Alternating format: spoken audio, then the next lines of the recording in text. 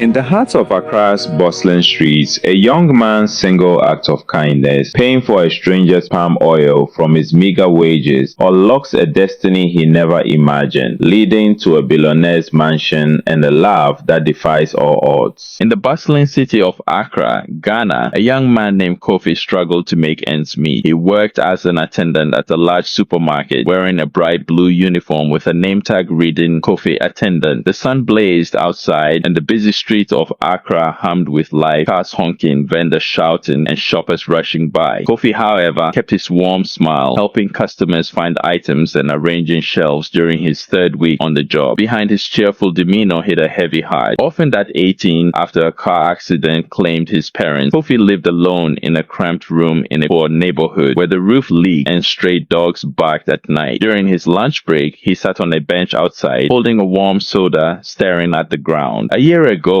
he was a promising second-year engineering student, dreaming of building bridges and roads, but with no family to support him, he dropped out, unable to afford fees, food, or books. Kofi whispered to himself, "I tried, I really tried," his voice trembling. He returned to work, his smile masking the pain of lost dreams. A young, sharp, billionaire woman sat in her late father's leather chair in a quiet office at her company. A gentle breeze drifted through the window. Her father's words echoed in her mind. "Stay humble, dear. The less people know, the safer you are." She lived quietly, avoiding the spotlight despite her wealth. Her mother, a wise woman in her 60s, sat in their serene Accra mansion, sipping mango juice. The billionaire woman entered, smiling. "Good evening, Mama." She looked at her sternly. "Daughter, sit. We need to talk. All you do is work. When will you find a good man to marry? I want grandchildren." She chuckled. "Mama, I'm trying. I just need someone genuine." Her mother nodded. "Kindness matters, dear. That's all I ask." One hot afternoon, the supermarket buzzed with activity. An elderly woman in a simple dress and worn sandals approached the counter with a bottle of palm oil. "I'm in a hurry, please," she said softly. The cashier, snapping gum, frowned. "Madam, your money?" The woman's face fell. "Oh, I forgot my purse at home. I'll rush back." The cashier scoffed. "Wasting my time. This isn't a charity." Whispers spread among the crowd, but no one helped. She stood at the counter, looking embarrassed, while the cashier, a young woman with braids, frowned and snapped gum. "Wasting my time. This isn't a charity." The people around whispered, but no one stepped in. A young man nearby heard the commotion and stepped forward. "What's going on?" The cashier rolled her eyes. "She's got no money for oil." He turned to the woman. "Ma, is this true?" She nodded, embarrassed. He felt a pang of sadness. "Give her the oil," he told the cashier. "Take it from my pay." The cashier gave. "Your pay? For her?" He nodded. "It's just one bottle." The woman's eyes welled up. "Thank you, my son," she whispered. He smiled, handing her the oil in a bag. "It's okay, Ma. Get home safe." She paused. "Wait, my dear. Why did you help me?" He shrugged. "You needed help, Ma." She smiled. "I'm an old woman. What's your name?" "I'm a young worker," he replied. "God bless you," she said, touching his arm, then left with a smile. She returned home, still clutching the oil. Her daughter looked up from her laptop. "Mama, you okay? You look different." She sat, exhaling. "I went to the supermarket and forgot my purse. The cashier shamed me,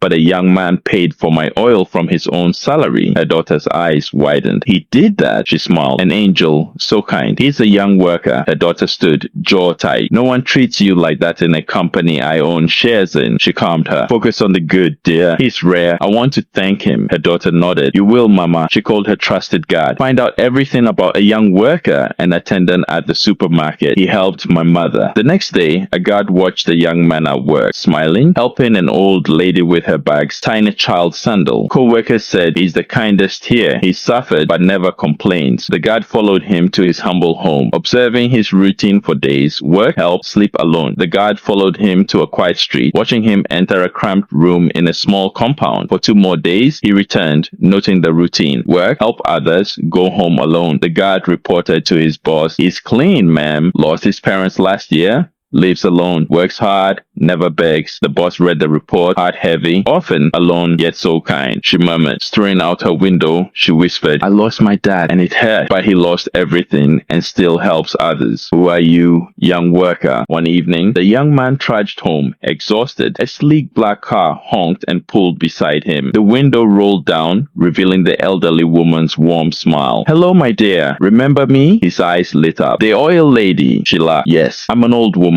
I've been looking for you. Come with me, please." He hesitated, then nodded, stepping into the car.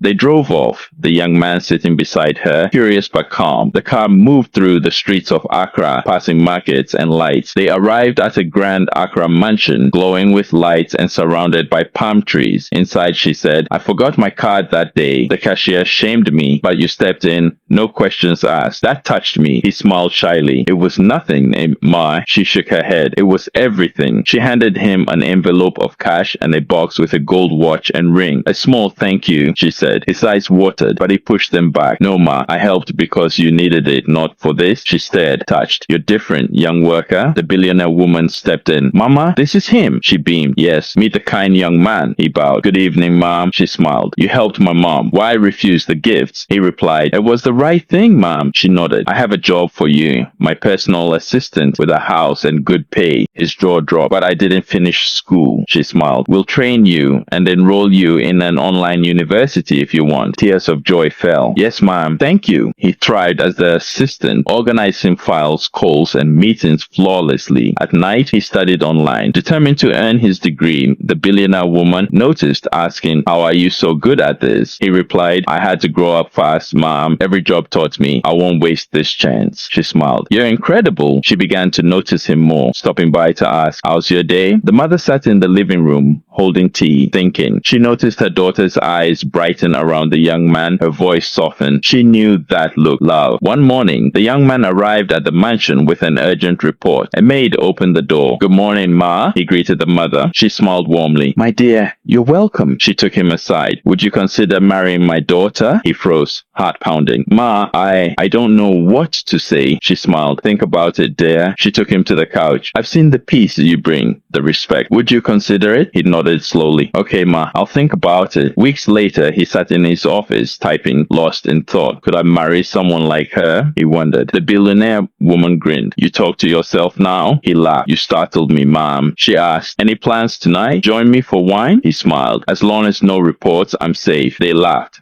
A spark of hope igniting, the billionaire woman walked out, smiling. At a cozy Accra restaurant, soft lights glowed and high-life music played. The billionaire woman said, "I like you. I want more than work." He blushed. "I like you too, ma'am. You gave me a future, school, a job, but it's your kindness, your humility that I love." She nodded. "I support your studies. 2 years, right?" He grinned. "Doesn't mean we can't marry now, right?" They laughed, clinking glasses. They got to where she parked the car. He opened the door for the billionaire woman, who smiled. "Thank you." They walked into the house, where the mother peeled yams. "Good evening, Ma," he greeted. She smiled. "My dear." The billionaire woman said, "Mama, he's agreed to marry me." She cheered. "Jesus is Lord. You chose well, dear." She hugged them both. They dined out, laughing, hearts full. He felt hope, love, and family. A new chapter. Kindness blooms into blessing. The billionaire woman saw the young man's heart, not his struggles. He stayed strong, kind, and true. Help others selflessly. Believe in yourself, and life can transform beyond dreams, leading to love and a lasting bond.